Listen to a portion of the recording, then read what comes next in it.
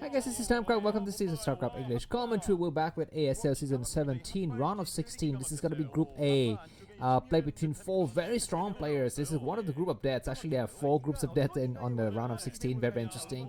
You know, very nice players turning up for this stage of the tournament.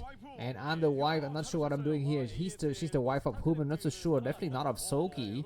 Or of Mong, who are playing right now because they're Korean. We know that Korean people don't get married to foreigners. It's just obscene. Yeah, anyways, we have Soulkey versus Mong. So Soulkey is the ranked number 1 player, and Mong is the ranked number 4 player, I guess. That's how it works. The map is going to be Apocalypse. You can see the bottom left on the screen. 3-player map. And the other 2 players in this group is going to be Bisu and JYJ, Protoss and Terran. So we have 2 Terrans, 1 Protoss and 1 Zerg. So it looks like we are looking at the various, stats of the players at the bottom right corner of the screen here. It looks like Soulkey has got 3rd place in season 14, 8th round of 8 in the next one, and then got the championship in the latest one, whereas Mong doesn't have as much, accolades, under his belt. Alright, Apocalypse 3-player map with the Zerg player spawning at 12 o'clock position and the Terran player spawning at the 8 o'clock position. Let me just give you some interesting stats that I always picked up before the game starts, so you can kind of learn a little bit more about what's happening and so forth. And so it looks to us like today the ELO scores of the players are as follows. So Snow is number 1, Light number 2, Beast number 3, blah blah blah. So many Protosses yellow and many Terrans blue. Not so many Zerg player. And if you look at the ELO scores of the players who are in this group, tier number 1 player Soulkey is actually not doing so well compared to Bisu and JYJ lately. Of course, this is counting stream games, unofficial games, blah blah blah. So maybe Soulkey is hiding something under his belt in preparation for this game. I'm not so sure. This is gonna be the win rate of the last 30 days of Starcraft, I guess, gaming, whatever experience of these players. And as you can see, Soulkey is got a very nice win rate against Zerg, 75%, but against Terran and Protoss, he's quite bad. Bisu's got a very nice win rate against Zerg, 67%, but against Protoss, I guess he doesn't have any Protoss opponents, but against Terran he's okay, 55%. He's been doing very well, and everyone remembers his run in the KCM final. So if Soulkey meets Bisu in the winner set of this, of this match, of this day, of this group, then I think Bisu will have some slight advantage. But I will see that I'm gonna say that Soulkey has got his work cut out for him against the Terran players here. Just looking at ELO scores alone, but we shall see, because he's a champion, and what champions do, they will never give up. They will always fight into the end. Looks like we're gonna be having what is this, a double command center, double hatcheries for both of the players. We're not gonna see any diversions from the normal bio build here. We're gonna be having engineering bay coming up for Mong. Yes, Mong, the other, the Starcraft player who 50% of the time he's streaming himself eating food, is here with us today. He's not streaming himself eating food now, though. That would be hilarious if he started to eat like a burger or a chicken wing or something like that. Anyway, 3rd hatchery comes down as his enemy is getting ready to take the spire. So this is indeed a kind of a 2.5 or 2.2, 2.3 spire timing. No, actually, it is 3 hatch spire, to be honest. It's just that the 3rd hatchery is not outside, it's inside. So Soulkey is preparing something very, very specific. This build is interesting because you don't have, the gas that you actually need to fight the long game, but you do have something that is an ease of defense. So you don't have to worry about defending your 3rd base with Sunkens. You can just basically put some Sunkens to the front, it should be fine. So this build is good if the Zerg player is looking forward to kind of do not too many mutualists and rush to something else. I don't know. Anyways, we're not seeing a lot of Marines inside of Mong's base, and I'm not sure if this is by design or he just forgot or he just placed them in a random location or something like that. But now we're going to be having some Zerg speed coming up for Soulkey. He's going to be temporarily a little bit weak here because he doesn't have any Sunkens in the front. His mutualists are not yet open, but finally we're going to be having the 4th hatchery comes down. More barracks coming up, so Mong is not applying any kind of pressure. He sits exactly where he is. Maybe he's respecting his opponent, a former champion of ASL, and he doesn't want to kind of push out and lose his Marines in the process. Is he scanning? He needs to be scanning, I think, like now. Looks like Spire is completed, and are we going to be seeing any mutualists getting made? I guess Soulkey is making some mutualists now. We have some Marines starting to move out. Yeah, the scanners is rather late. Actually, don't pay attention to what happened in the early stage of the game, but I feel like the scanners from Mong is a little bit late here. Or maybe this is what happens when your enemy rushes to spire off of 2 hatcheries. I'm not so sure how it works. But anyway, it's going to be seeing a bunker in the front. That bunker's location is kind of not where I'd like to see it. I'd like to see it a little bit closer towards the mineral line, I feel. But I guess he doesn't want to lose his north side of that area.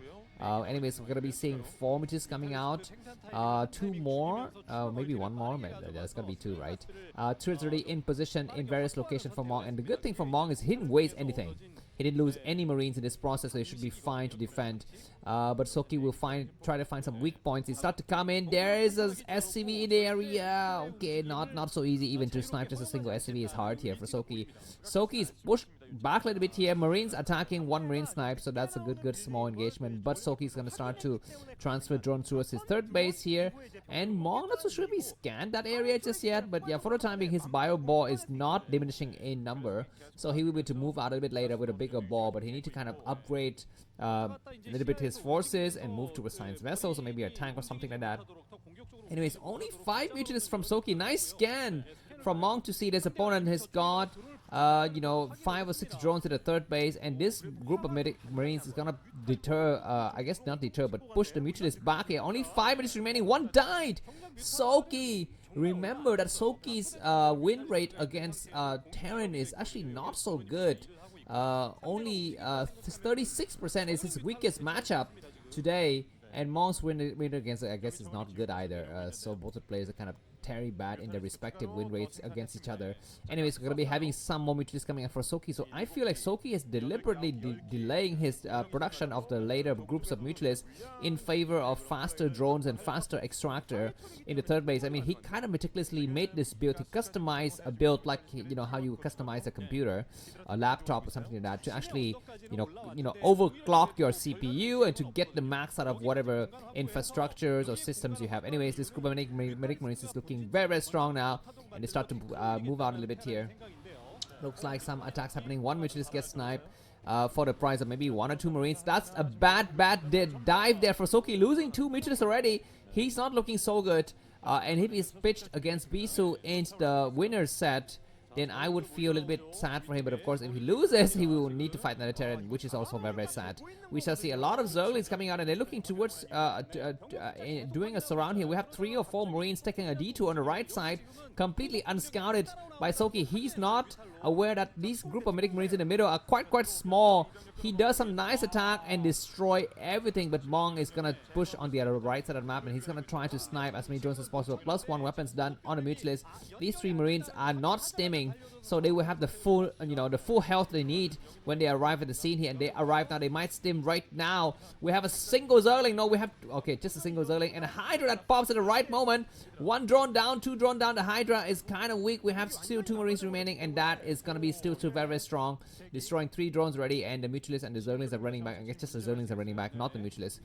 So these 2 Marines are doing good damage here, deterring the you know, the extraction of the gas for quite some time. So 11 drones coming out now. Mong 66 supplies, Soulkey 73.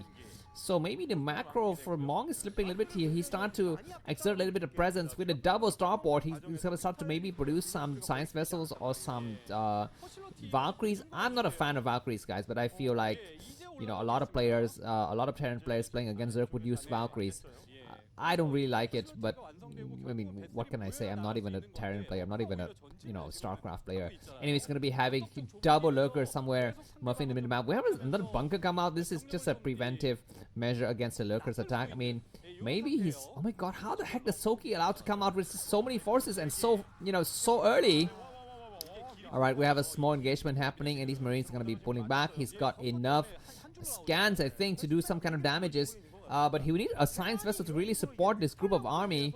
And these lurkers are doing a good surround here. Okay, looks like he's going to back up inside the bunker. What do we have here? Defiler Mount already coming up. And Soulkey is ahead by what it looks to me like a 12 supply lead here.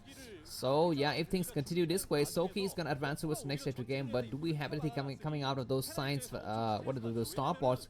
One starport is gonna be in the red. No, not yet red, just in the yellow. Medic Marine start to attack here while the mutualists are out of position, and he takes out 2 or 3 lurkers, but still we have 4 remaining, and that was a premature move out before the support of the sciences. So I guess he feels like he want to do that attack before the mutualists were able to really reinforce, but now there's going to be so much forces and they all move in together. We have double science vessels and the other lurkers in the back are supporting as well. I feel like that move of the lurkers in the back was a bit too slow, but maybe it doesn't really matter. Mong front doors completely battered. His port, his gate is destroyed by the tsunami that is the Soulkey kit here, and GG from Mong. It's gonna be Soulkey moves to the winner stage. See you soon. Bye-bye.